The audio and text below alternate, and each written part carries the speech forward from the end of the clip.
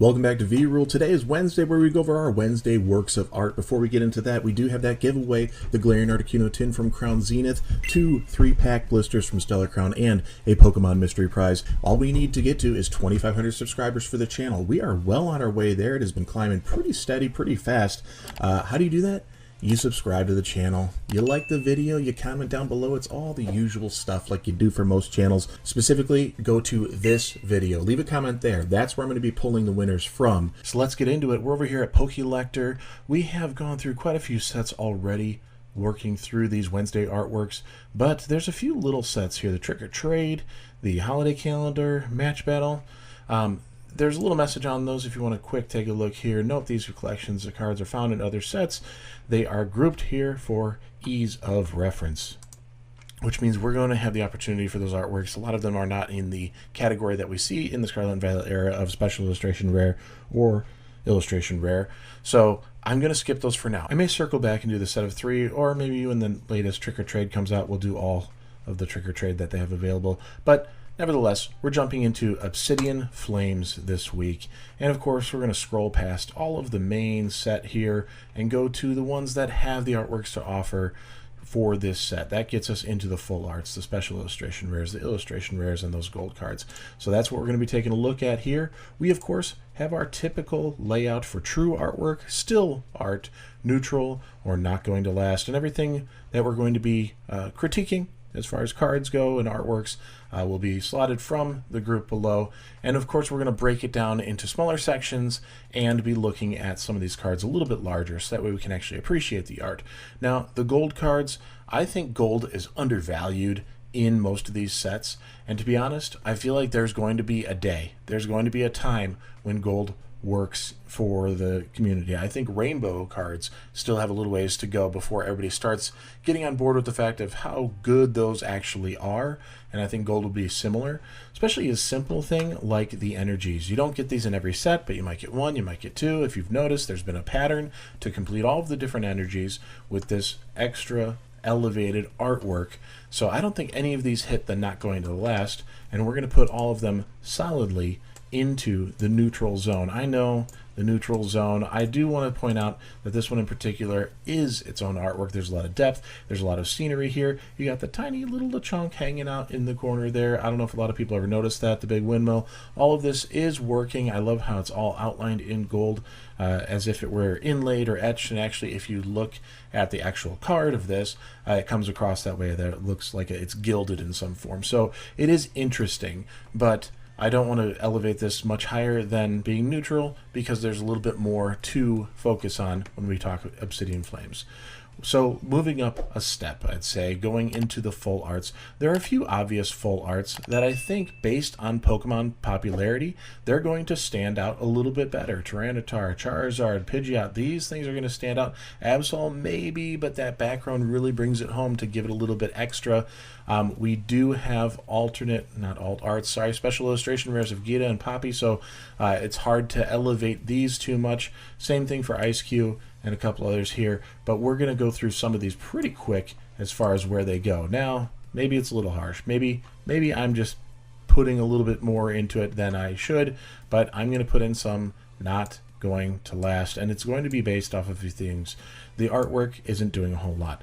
The popularity of the Pokemon is not quite there. There's a few that are going to reach neutral only because of the fact that I think things like this Charizard, in the same with the gold, that Charizard is really elevating it and holding it to that level. As far as still art, it's hard to compete when you have a special illustration rare on these full arts, so I'm not going to give those that added level of the still art yet.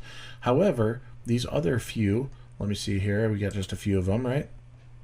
We have our Ortega and Rhyme going on there. I believe that's it for us, just those two that are kind of standing out a little bit differently, and it could just be there's a little bit more happening with the colors, there's a little bit more action, there's a little bit more vibrance, there's a little extra beyond what Gita and Poppy are offering, and you're competing with knowing that there's alternate options there. I'm actually going to put these up into still art. I think they hold up enough as far as full art trainers go. Now we're obviously getting into the bulk of it. The special illustration rares. and the illustration rares, the ones that you come to see for real, right? So we have the illustration rares, and I want to point out a few in particular. Somebody commented not too long ago that it'd be nice if we can go a little bit bigger on the screen. So I'm trying to do that, get these a little bit bigger here. So they're a little bit larger here, but then also in pulling them out like this Ninetales. So hopefully it's a little larger on your screen that you can appreciate the artwork a little bit more. This Ninetales is gorgeous. We have an obvious composition here. It is. It's got a framing going on with these trees pushing through here. There's a nice dark vignetted feel. It's not really a vignette, but you're in the shadow areas looking into the light, the Ninetales, all of that. And this is the highest priced illustration rare of Obsidian Flames. It is, and for good reason. I think, what are we at, 10 bucks ish? Not even. Yeah. So interesting that this one is only going to be shy of $10. I think it's the most beautiful. Of course, pull rates, as we know, are much easier on these.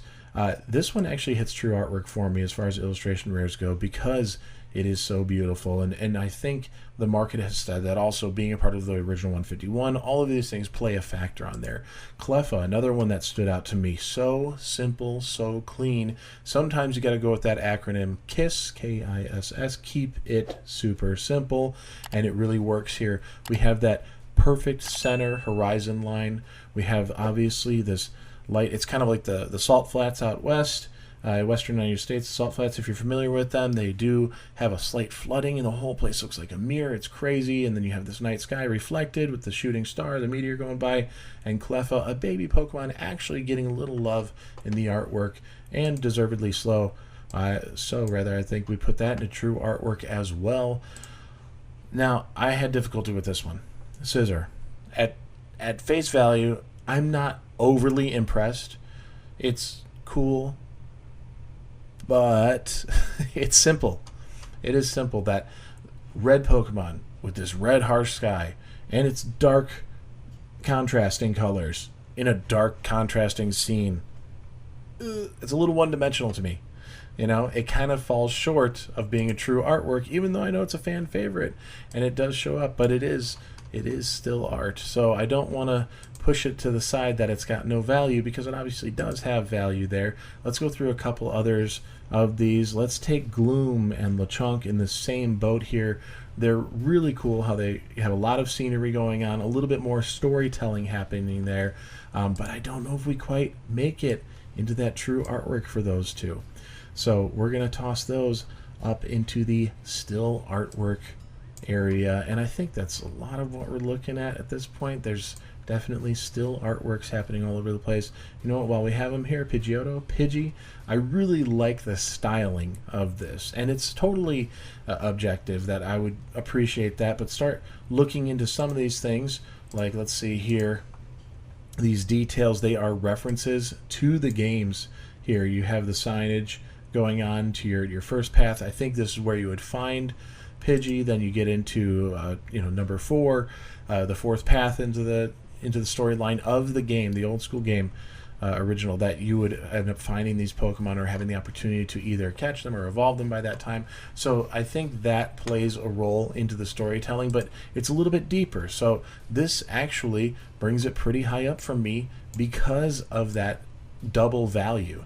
And when you put them together, there's a little bit of a series happening, which means I need to kind of jump the gun. I need to go over to the Pidgeot, because this is going to create the triptych here. There's 3 together, 3 artworks together, making it a triptych.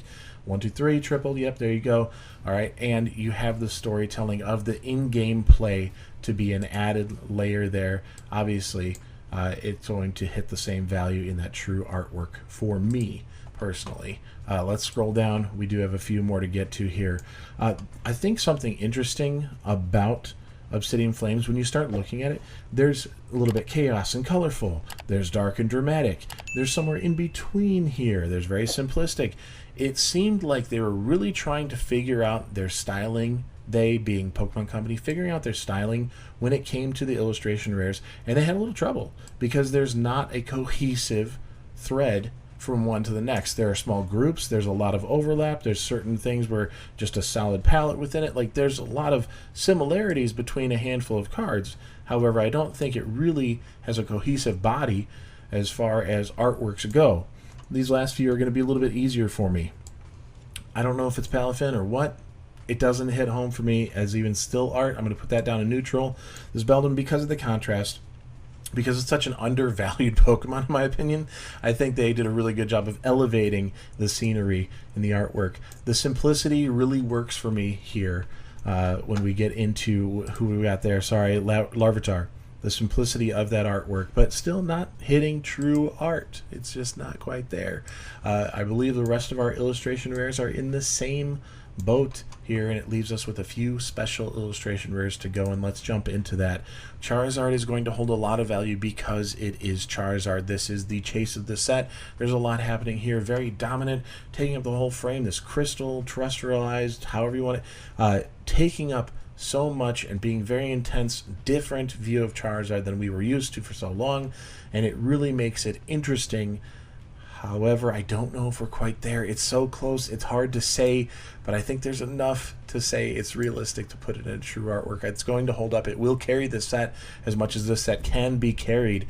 And because we have down all the way in neutral on those full arts, does that mean that these end up being in that true artwork for Gita and Poppy? I'm sorry to say, but no, they don't make the cut as true artwork. They're not quite there. They are still art.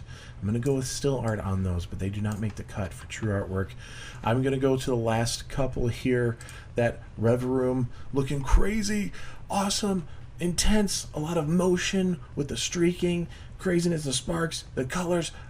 It's a vacuum cleaner, though, so that kind of hurts it. I mean, we have literally put a Kirby vacuum into the Pokemon universe, and we're trying to amp it up like it's one of the coolest things ever. Don't worry, they put flames on it. This is just an artwork. It is not a true artwork.